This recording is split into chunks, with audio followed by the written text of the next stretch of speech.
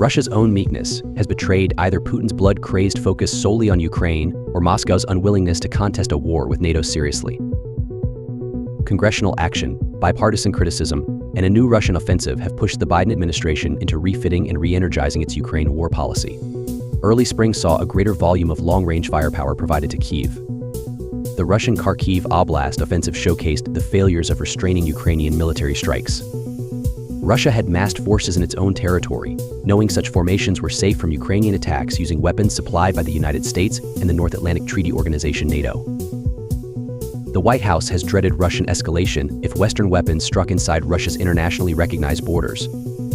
The policy, which has already provided Russian artillery forces to level Ukrainian positions with impunity, prevented Ukraine from immediately stopping the assault across its northeastern border. The White House now allows Ukraine to hit a small subset of Russian military targets across the border. The White House is finally coming around to policies that can push for a Ukrainian victory. A fear of escalation still stymies some analysts, leading to understandable but inaccurate assessments of the risk. Writing in this publication, Robert Clarke and Jason Beardsley lay out how this new strike permission and the theoretical deployment of U.S. or NATO military trainers risks provoking a Russian attack on NATO. Let's set aside that this second item is a proposal from French President Emmanuel Macron and the U.S. Commitment to such training is much less drastic. Their argument that these Ukrainian attacks will anger Russia is fair. Still, the argument that they will provoke a major Russian response against NATO ignores a long history of Moscow cowering against displays of Western resolve. An angry, vodka-fueled Twitter rant from Dmitry Medvedev is far more likely than an armed attack on NATO. Their case misrepresents both battlefield conditions and the nature of proposed training missions, relying on historical disanalogies. Finally, the argument that these changes won't affect the war is already being disproved by facts on the ground. It is true that Ukraine striking Russian territory with Western-supplied weapons is an escalation. By its very definition, it is a reversal from a policy the United States has enforced since February 2022. Moscow has drawn a red line on this issue. This follows the 24 red lines Russia drew in 2022 and 15 in 2023. A non-exhaustive list of demands would include that the West does not provide Ukraine MiG-29 fighters, Patriot air defenses, either old Soviet or modern Western tanks and HIMARS, Storm Shadow Scalp-E, and ATACM missile systems. Putin and his cronies have also provided threats both drastic in their response and vague in their provocation, such as saying even Russian military tactical defeats could lead to a nuclear exchange. Russia has already insisted that these limits apply to illegally annexed and occupied territories Donetsk, Kherson, Luhansk, and Zaporizhzhia oblasts, as well as Crimea. The Russian response to Ukrainian strikes in occupied Crimea has mostly been to suffer horrible casualties and lose valuable equipment.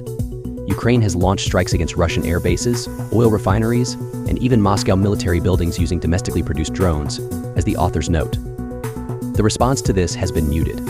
Perhaps Russia has taken to intensifying its barrage of Ukrainian cities, but there is no evidence that Russia would ever stop bombing civilian targets without mercy. It is the Russian way of war. If the escalation threat is theoretically understandable but overplayed, Clarke and Beardsley's argument against a training mission relies on a misrepresentation of how to conduct the war. The caution of mission creep and analogies, both historical and contemporary, are misapplied. Let's first approach the Vietnam War comparison and other examples of U.S. military advisors. The narrative of the United States being pulled into Vietnam in part because the United States slowly took over South Vietnam's military mission must not be so stretched. Let's first put forward the fact that American escalation in Vietnam was predominantly sparked by the Gulf of Tonkin incident, an imagined clash seized upon to propel the United States into war in Indochina. It is not worth spending time debating the drastic difference between the Johnson and Biden administration's foreign policy.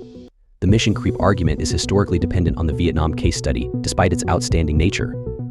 American troops are deployed in 178 countries around the globe. The 2001 authorization of the use of military force is itself a caution against strategic mission creep, but undoubtedly not a true example of escalation, has seen U.S. forces deployed across 22 countries. American intelligence operators have been operating in Ukraine since shortly after the war began in 2014. The threat of the blurred lines between training and direct combat involvement does not pass muster on two arguments. The front line is massive with the Kharkiv offense opening. It stretches 1,200 km 750 miles. However, it has been relatively static, with major gains such as the Russian taking of Avdiivka being well followed. It is not the sort of fluid situation where U.S. and NATO trainers could find themselves suddenly in hard contact with the Russians. This training mission would not be like MACV SOG sneaking through the jungle or the delicate counterterrorism and counterinsurgency missions that Mr. Beardsley so bravely conducted in the prosecution of the US, or war on terror.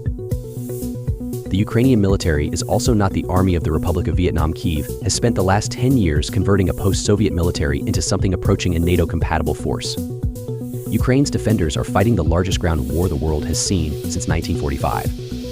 What they need is a wider training pool to help expedite mobilization and training boot camps and ground warfare schools, not NATO-style special operations covert support. Mission creep, we may suggest, is much more a boogeyman than a historical precedent. If that training mission is adopted, it does no good to ignore that there could be a threat from Russian bombing. It is also easy to acknowledge that there are means of lessening this risk. Ukraine is a massive country, the biggest entirely in Europe, and only slightly smaller in area than Texas. NATO training missions could take place far from the front and still provide value. Training operations in western Ukraine would allow Kyiv to prepare new brigades under the protection of our air power. I have argued in Europe's Edge that NATO countries could extend air defense coverage over such sites. Again, escalation is worthwhile and manageable. Underlying this argument, and undermining all concerns about Russian escalation, is that Washington and Brussels both have the strength and cause to return the caution to Moscow. Russian threats should not be caved to, but instead, the West should respond with strength and unity. The gravest error in these recent critiques of the White House's Ukraine policy pivot is that said pivot is strategically ill-advised. Clarke and Beardsley call the trainer proposal a high-risk, low-reward situation. And their essay implies that other changes won't change the battlefield situation. These claims dance across the length of inaccuracy. It is clear already that Ukraine's ability to hit Russian military formations on Russian soil has worked.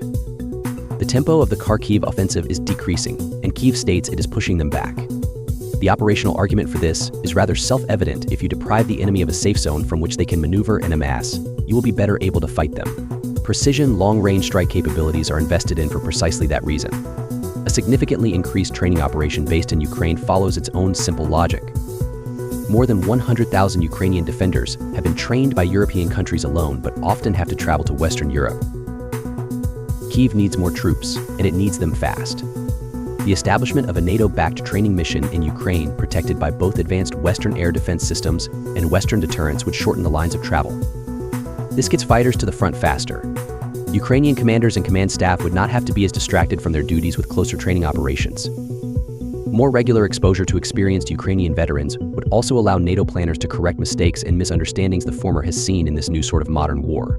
Greater freedom to strike and a wider training capacity will not win this war alone, but both policies can drastically improve Ukraine's military situation. Overstating Russia's escalatory capacity weakens American strategic thinking in Europe and globally. It needs to be restated that the United States and NATO have to show fortitude in the face of Moscow's vicious tirade of threats. America's adversaries are not without agency. If Moscow wants to publicly threaten the US, missiles hitting Belgrade will lead to Russian missiles hitting Estonia. The Western alliance posture must be more robust. If Putin thinks that setbacks in Ukraine can weaken his regime, surely he can understand that a suicidal war with all of NATO would ruin it. It's also disastrous to suggest that nuclear blackmail should give Moscow a veto on Washington's foreign policy. The risks are exceedingly low, but let us not pretend that we cannot stomach any risk. Much can be said about red lines and the cost of leaving their crossing unpunished. Depending on whom you ask, President Obama's red line on the Assad regime's use of chemical weapons in the Syrian civil war was either a horribly foolish utterance or the failure to enforce it was a strategically and morally deficient policy. It can be argued that it was both. It's hard to say US. Credibility has not taken blows since Crimea, Syria, or Afghanistan. The path to recovery or further stumbling is upon us. Washington can now show that Putin is a blusterer who runs to the threat of world war at inconvenience but backs away from resolute foes. Reassuring a less restrained Ukraine carries as well.